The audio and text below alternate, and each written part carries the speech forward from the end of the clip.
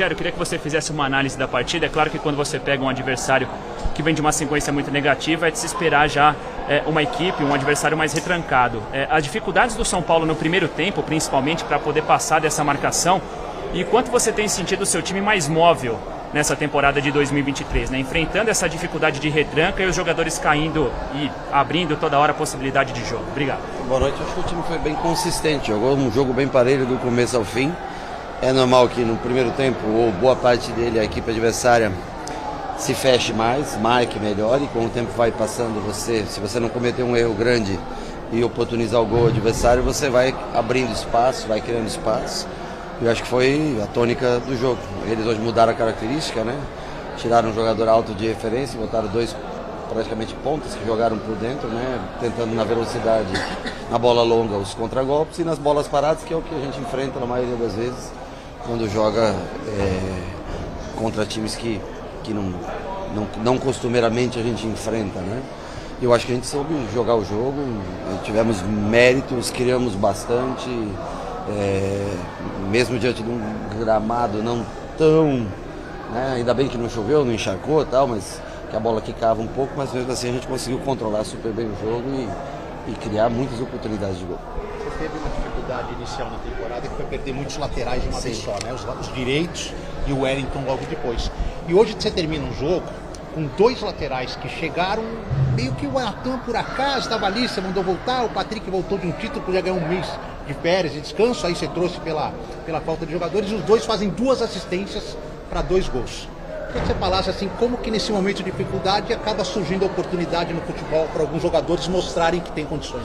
Eu acho que o Natan, principalmente o mérito da direção em trazê-lo, num momento em que a gente só tinha o Orejuela, né? E infelizmente aconteceu do Orejuela se machucar, e o Natan vem, acho que os dois laterais vem jogando muito bem. O Caio, impressionante a parte física, a recuperação, recomposição dos dois. Hoje o Natan até ofensivamente, o próprio Caio, criaram boas jogadas. Eu acho que destacaria os dois como boas participações na partida. Acho que foram fundamentais, dão muita amplitude, muita velocidade, perde-se um pouco em jogo combinado, mas ganha-se muito em ataque ao espaço. O Caio, principalmente, que tem o drible, né? E o Natan no arrasto, na força, partindo por dentro, como foi o lance que originou a falta, posteriormente o ganho da bola dele de cabeça e que a gente fez o gol. Então, grata surpresa, os dois jogando bem nessa função. Você me perguntou o Lanza também entrou. O Patrick entrou muito bem, fiquei muito feliz porque eu sei que ele bate muito bem na bola, então quando dá a falta, nós já tínhamos pedido o Rato e Nestor, que eram os dois batedores. Eu pedi para ele atravessar e bater, fez uma belíssima cobrança, bola rápida, de muita velocidade, né? Deu ao Caldeira a chance de marcar seu gol também. Ele já é um lateral diferente, de mais construção. Naquele momento nós abrimos o Pedrinho um pouco mais para dar profundidade, e o Patrick para construir um pouco mais por trás e deixar de ter contragolpes, né? Deixar de sofrer contragolpes, que eles trocaram 2 velocistas por 2 velocistas já no final. Fico feliz também pela participação dele. Ele foi um pedido que eu fiz pela ausência do Wellington e que vai ficar com a gente. É sempre bom você ter 3 jogadores, sendo que no mínimo um seja da base. No nosso caso são 2 da base, né? Sim. O Wellington e o Patrick vai continuar trabalhando com a gente. Rogério, deixa eu aproveitar para te perguntar a respeito desse lance da falta, porque aconteceu uma coisa inusitada, né? No momento que gera-se a falta, a torcida imediatamente grita seu nome para cobrança. Queria que você pudesse comentar esse carinho do torcedor São Paulino aqui de Sorocaba também. Essa é uma das poucas saudades que eu também tenho como atleta no futebol, para ser sincero com vocês. Que é bater falta, que é sempre prazeroso, gostoso, é repetição, treinamento, né? Eu já tive uma lesão agora na perna nesse ano passado, de tanto cruzar a bola para eles, para treiná-los em cabeceio e finalização.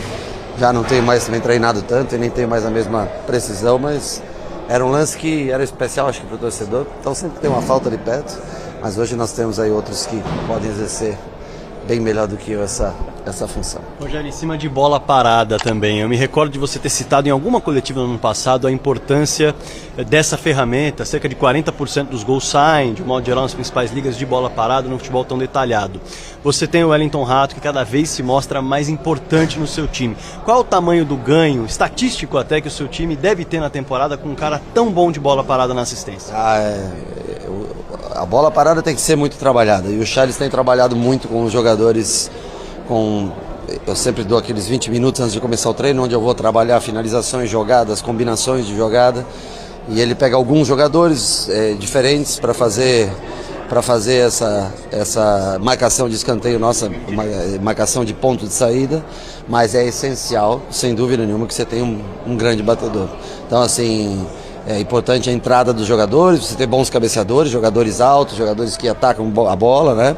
Seja ela em primeiro ou segundo pau, onde a gente decide, ou uma bola vindo de trás, em 2 tempos, mas também é fundamental. Sem dúvida, o Rato tem sido essencial, para mim talvez o jogador que mais entrega desde a contratação, porque ele tem decidido muito jogo nesse aspecto, além de ser um jogador muito bom com a bola rolando, um cara que compete muito, que vem muito de fora para dentro, que ajuda muito na recomposição, é um dos grandes jogadores, jogador fundamental para a gente. Qual a sua estratégia, Rogério, para essas últimas 2 rodadas da primeira fase? Aí com o pé fundo no acelerador, porque é importante obter a melhor campanha ou o maior número de pontos para ter a vantagem do mando aí contra os principais rivais, ou você vai ter que administrar elenco fisicamente? Não, eu acredito que para essas últimas 2 nós vamos com o que nós temos de melhor. Logicamente respeitando se tiver algum cansaço, em alguns setores nós continuamos sem as trocas ainda. Eu acho que é o Pablo que foi suspenso, se eu não me engano tomou o 3º cartão, mas é o único. Então nós vamos rodando em algumas posições onde nós temos jogadores que nós podemos trocar e confiamos. E ali atrás é onde está o maior problema, por não ter mesmo as trocas, senão nós poderíamos até rodar um pouco mais. Mas como nós temos também um intervalo bom, né? De terça para sábado é um intervalo suficiente para recuperar todos. Depois de sábado para o outro fim de semana também é um bom intervalo. Eu acho que a fase classificatória ela determina muito nos últimos anos do que foi o Campeonato Paulista. Então a gente vai lutar muito para ter a melhor posição possível. Agora classificado, né? Primeiro para tentar, porque o Água Santa vem bem, vem jogando bem e vem pontuando sempre. Para tentar ter a vantagem de jogar no Morumbi contra o Água Santa, e depois mesmo não tendo Morumbi, se a gente conseguir chegar a uma semifinal, onde quer que a gente jogue, que a gente tenha o apoio da nossa torcida, porque a torcida São Paulo é disparadamente o clube hoje mais popular do estado, ou até mesmo do Brasil, se facilitar, porque pela média de público, pela quantidade de gente que traz a cada jogo, hoje no seu setor aí lotado, no Morumbi sempre com públicos bons. E é o combustível desse time, o torcedor é o combustível desse time. Nós temos que trazer o máximo de jogos para dentro da nossa casa, ou se não nossa casa, para diante da nossa torcida. Rogério, agora com relação, né, o São Paulo retorna ao posto de melhor ataque do Campeonato Paulista. É claro que falar individualmente de um atleta, a gente acaba fugindo de um contexto, de um conjunto que está funcionando. Mas queria que você falasse sobre o Galopo, né? Já o 7º gol dele no Campeonato Paulista, um jogador que mostra já uma adaptação muito rápida para esse ano de 2023, jogando cada vez mais perto do gol. Então eu queria que você falasse como foi o seu trabalho para deixar ele mais perto do gol e ele agora correspondendo. Eu acho que ele vem exercendo uma função que eu acho que é a que ele melhor se adapta. Isso, trabalhando, treinamentos, ele consegue executar essa função e, como eu falo, ele é um cara que empurra a bola para dentro do gol. Ele quer seja um gol fácil, quer seja um gol de pênalti bem batido, quer seja um golaço como foi contra o Red Bull, né, aquele gol bonito que ele fez. E jogador que tem gol tem que estar sempre mais próximo. Ele vem cada vez colaborando mais na marcação. Eu falo que ele, para jogar mais atrás, ele tem um pouquinho de dificuldade no sentido de posicionamento, mas jogando nessa função é um jogador que rende bastante e tem ajudado a gente com gols, com jogo combinado. Eu acho que essa linha ele, Luciano e Rato, ela vem jogando muito bem. Hoje o Luan fez uma boa partida, a se destacar positivamente a participação do Luan. E os laterais que foram muito bem, deram muita profundidade no dia de hoje. Rogério, você, olhando de fora, a campanha desse ano começa a ficar parecida em algum termo com a do ano passado. Um começo mais tranquilo e depois o time engrena, começa a fazer gols, passa a ser o vice-líder, porque o Palmeiras também disparou no ano passado. Sim. Internamente, você também está enxergando o grupo você também vê uma evolução parecida, até para chegar e performar na semifinal e nas quartas, como vocês conseguiram? Eu repito o que eu disse para você, eu acho que para a gente performar melhor, eu acho que o mês de março até é um mês que ele pode ter 2 ou 3 jogos. É muito esquisito você dizer que você jogou até agora 10 jogos desde que começou o ano, que abril você tem 9 jogos marcados por 4 competições diferentes se você chegar à final do Campeonato Paulista, e que março você só tem 3 jogos, né? Acho que isso é uma falta de equilíbrio total, é isso que ocasiona às vezes muita lesão, a falta de distribuição melhor de calendário, mas nós precisamos, repito, da volta de opções. Nós precisamos ter mais um lateral esquerdo, nós precisamos ter mais um lateral direito, nós precisamos ter no mínimo mais um zagueiro à disposição, nós precisamos mais um atacante para que Calleri e Luciano não tenham que ficar até o final do jogo, todos os jogos, como foi hoje, os dois cansados. Então, assim, é necessário que David, que Erisson, os que tem lesão muscular principalmente, né? Wellington, Arboleda, o Diego já é um caso mais cirúrgico, que pode ser que demore um pouco mais, mas um Igor Vinícius ou um Rafinha. Se esses 4, 5 jogadores estiverem à disposição, com tempo de treinamento que dê para incorporar a parte física até a data das quartas de final, eu acho que a gente aí começa a ter, ter um time que briga mais por posições e consegue ter mais alternativas de jogo, né, para jogos decisivos. E eu acho que vai ser muito importante também quando começar o mês de abril. Espero que a gente, não é fácil, é difícil chegar, porque você vai enfrentar os grandes numa semifinal. Se você conseguir passar, eu acho que 2 equipes aí se destacam muito, que, na minha opinião, que não são... O Red Bull é uma coisa já normal, né? Mas São Bernardo e Água Santa, para mim, são 2 equipes que vão dar muito trabalho tanto para Palmeiras quanto para São Paulo numa eventual quartas de final.